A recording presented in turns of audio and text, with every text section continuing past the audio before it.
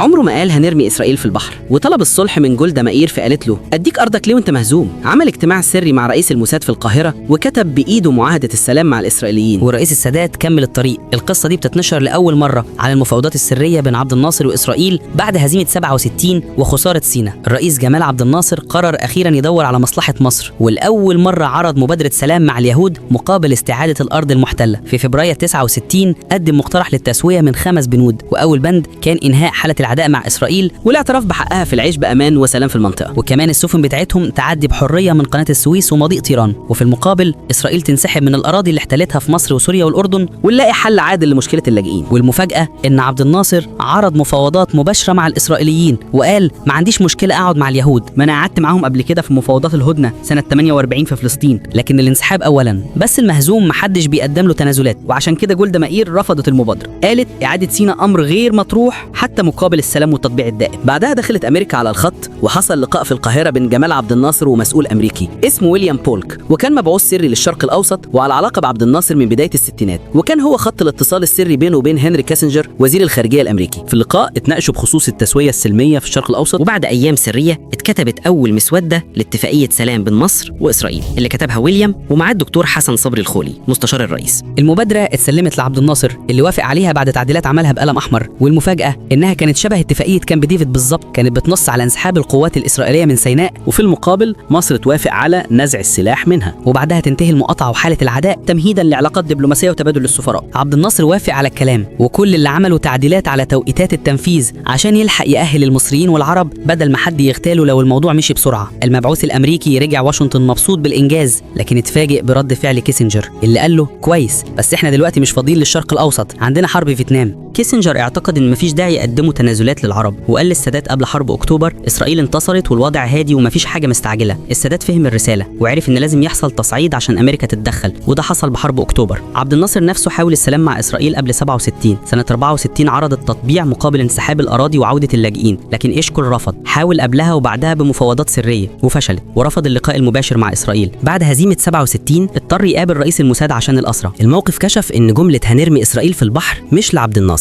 وأفعال السادات في كامب ديفيد كملت طريقه وما خرجتش عنه. لو عجبتك القصة ما تنساش تدعمنا باللايك والشير لأن ده أكبر دعم لينا، واستنونا في القصة اللي جاية.